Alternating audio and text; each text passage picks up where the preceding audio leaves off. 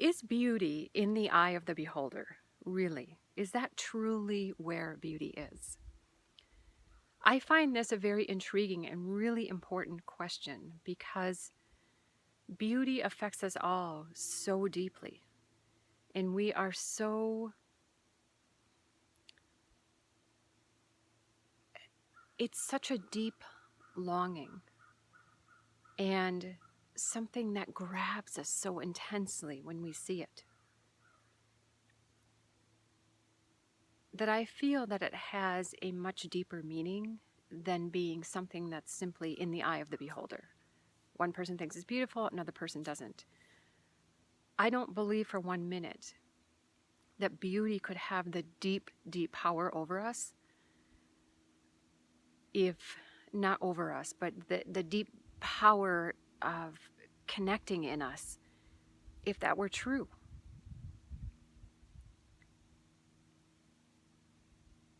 Things that move us, that affect us, do so for a reason. Nothing is an accident. Nature's not an accident. Nothing that happens in nature is an accident. And it's not an accident that we see certain things as beautiful.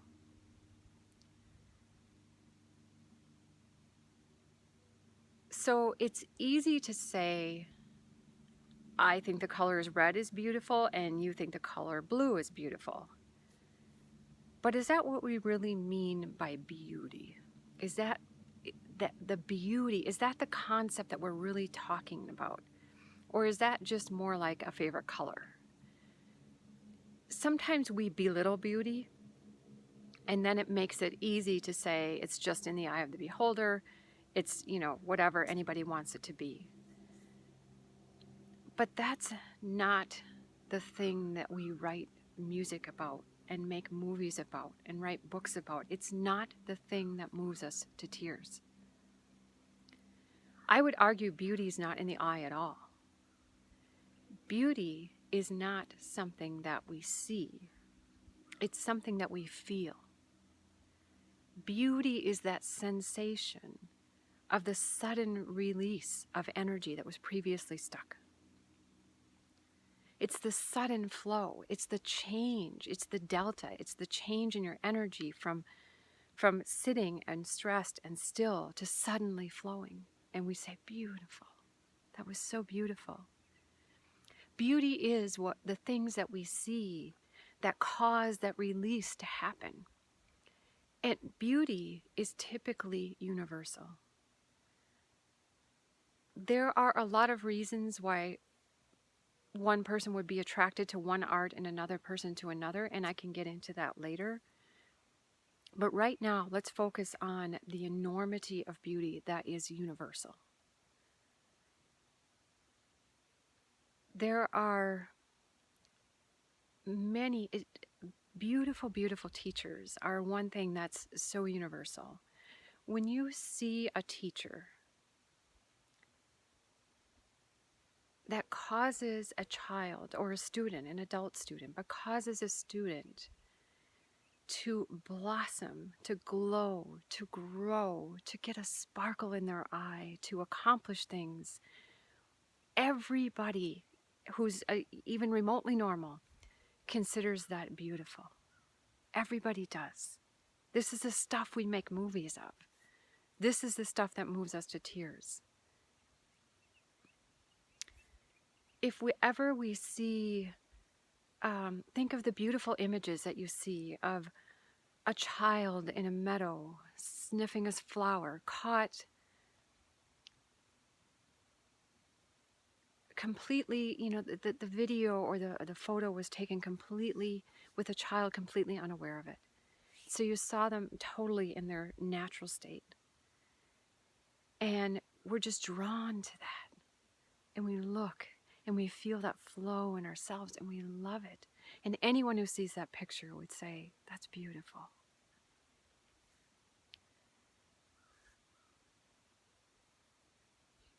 When people sing, some people love opera, some people love rock, some people, there are all these genres and we're attracted to them or not.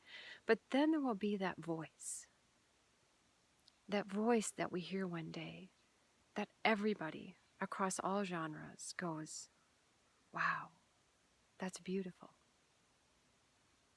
Right? There are always these moments that are universal. And people in all cultures, people all over the world will call many of the same things beautiful. A sunset.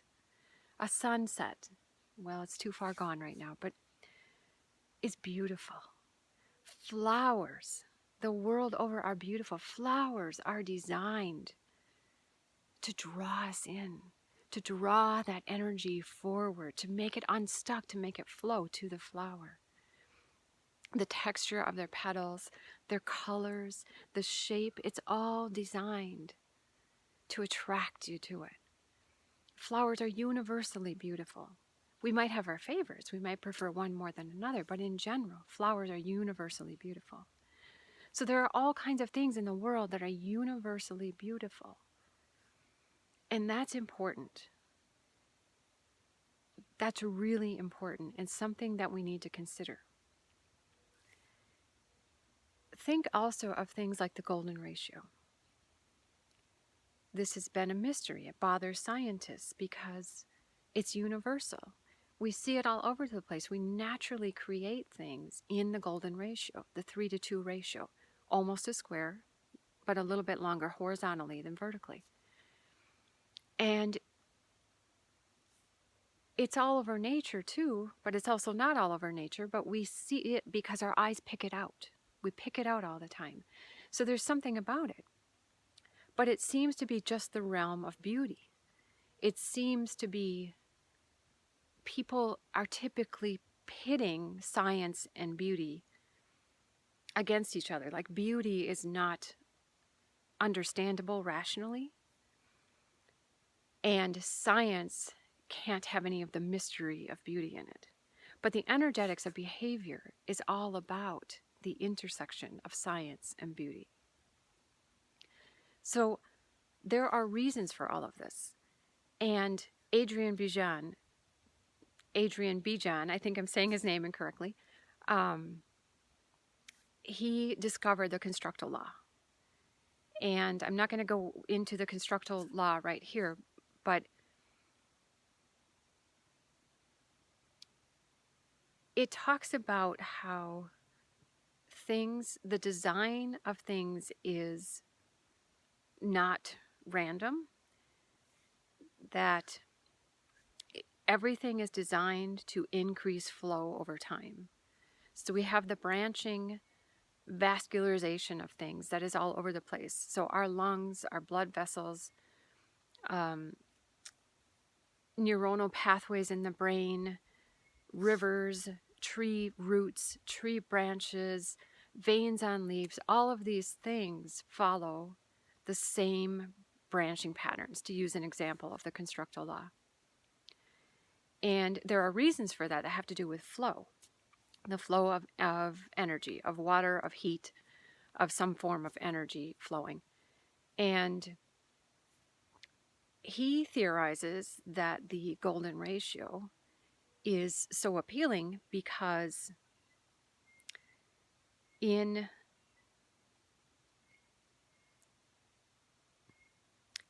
excuse me, in the constructal law, when you talk about flow and you talk about branching, you have a few large branches, many small branches, but the time to travel fast and long over the big branches is, throughout the whole system, equal to the time to travel short and slow. And there are a lot of physics reasons for this that we're not going to talk about right now, but that is something that is true and mathematically can be shown all over the place. The golden ratio fulfills that because the time to travel fast and long horizontally is equal to the time to travel short and slow vertically, because we take in horizontally wider than we do vertically. That's just how our eyes and our brain are set up. As terrestrial animals that move on 2 feet, that's how they work. And so we take in a horizontal field of view than vertical. And to have them arrive simultaneously and thus feel like flow, you're going to end up with the 3-to-1 ratio. And that is really, really cool in and of itself, but I think it's even deeper than that, because so many things in nature are actually designed like that. If you look at the Fibonacci sequence where you take that golden ratio rectangle and you piece it together like a puzzle, and when you connect all the corners of it, it makes the classic spiral that is snails, that is ferns on fiddlehead ferns unfurling, and the ear, that it's all kinds of things in nature actually fit mathematically into that. And so it's not, the golden ratio, I believe, is bigger than just how our vision system works. I think it's part of the flow in nature. It's traveling fast and long and short and slow. Creates these designs all over the place. So none of this is accidental. It's not in the eye of the beholder. It is in the capacity for creating flow. Beauty is in that.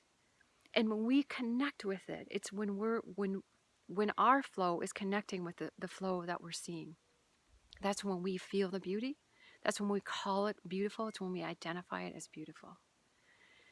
So it's really important that we step away from, or that we differentiate between preferences of color and genres and things versus beauty that is the sensation of flow. It's the sensation of freedom. Bijan defines life beautifully. He gives it a physics definition instead of a biology definition, which has always been problematic. There is no biology definition of life that works. But Bijan gave it a physics definition, and it is life is movement with the freedom to change. And that is so beautiful. And the freedom to change is all about increasing the flow, increasing the capacity to flow more energy. And that is life. As long as we have the freedom to increase that flow, we are alive. We have sparkle. Our face is bright. We're happy. We're fulfilled human beings. There are obstacles to overcome. We love it because we're increasing that flow. In the act of doing that, it's giving us a greater capacity to flow. But it's having movement with the freedom to change. And when we realize that the physics definition of life is tied directly to beauty, because beauty shows us viscerally in our gut, shows us when we have arrived at a higher level of flow. And it shows in the sparkle in our eyes and in our face and in our movements and in everything else. It shows, and it's visceral, and we feel it in our gut. And that means that beauty should be the standard by which we judge our actions. It should be the goal of our work. It should be how we decide how to teach, how to live, how to interact. It's not preference. It's not mysticism. This is science. That visceral feeling happens when we realize we've achieved a greater level of flow, and life is flow. We've achieved a greater level of life.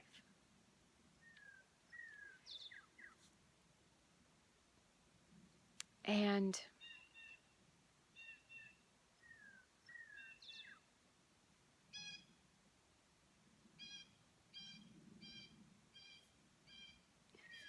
whether or not the actions of others are dulling the eyes and dulling the sparkle and causing the contraction, versus they're lighting up and creating the sparkle and the brightness and allowing the release, should be the standard by which we say what they're doing is good or bad, right or wrong. People often do things that contract us, and it's not intentional, and they didn't realize it, and if you point that out to them, they would change. So it's not a matter of intention, but it's a matter of should we support it or not. So when there are things going on in the world, when we look at our life, when we look at our science, when we look at our politics, when we look at all of these things and feel contraction, we're just going the wrong direction. And beauty tells us when we're at a crossroads, when we're at a point where there's going to be branching, it tells us which direction to go when we're at a crossroad. We are at a crossroads right now. Humanity is at a crossroads right now. And we can only go one of two directions. We can go towards greater movement with the freedom to change, greater life, or we can go towards less movement with less freedom to change. And there's no point in going there because you're just heading towards death. What is the point of living? And the answer is always in the path of greater freedom. It's always in the path of greater movement with the freedom to change, always. And if at first glance that path seems scary or harmful, somehow bad, it's just because we're looking at it in the wrong way. We're asking the wrong questions. We're standing at the crossroads with the wrong suppositions. That's a huge clue that we need to change our thinking, because energetically, that's where we need to go in order to live. And our brain must be confused because the energy of movement, of the wave, of the ability to flow is never confused. It knows where there's greater life and greater freedom. So if our brain believes that's bad, that's not how nature works. Nature is not out to get us. We don't need to have war, a war on nature. We don't need to pit man against nature. That's not how nature works. We just need to understand. We need to see that we're asking the wrong questions and making the wrong assumptions and look for the beauty. We know our science has arrived at the root when it becomes beautiful. And by that I mean, when we discover something scientifically that suddenly answers 1,000 questions, it's like, wow, and plants do that, and people do that, and rivers do that, and buildings do that, and this does that, everything does that. That is huge flow. That's huge flow in our knowledge. It's huge flow in our understanding. It's huge flow in our capacity to operate in the paradigm that we're in. And when you reach that point of, wow, flood of energy, and that's beauty. That's the point we say, beautiful. That's the intersection of science and beauty. That's when you know that science has reached its root. Now, when we're not at that point yet, that's okay. But we need to, every time we ask a question, we need to say, which one takes me closer towards movement with the freedom to change? And that's the path we need to keep going down when we're trying to answer these questions. If we're going the opposite direction, we're at war with nature, and we will never win that war because we are a part of nature. We can't step outside of it and fight it and win. So we have to go down the path of beauty. Let beauty be your guide. Let it be your guide in your own thinking, in your own questioning, in your own actions. And let it be your guide when you're judging the actions of others. When you're deciding who to help, when you're deciding who to explain things to, when you're deciding which side to take, let beauty be your guide. It is not just in the eye of the beholder. Beauty is nature's flow. It is the flow of life. It is where we are supposed to be, and that is why we don't see beauty. We feel it in our gut. Thank you.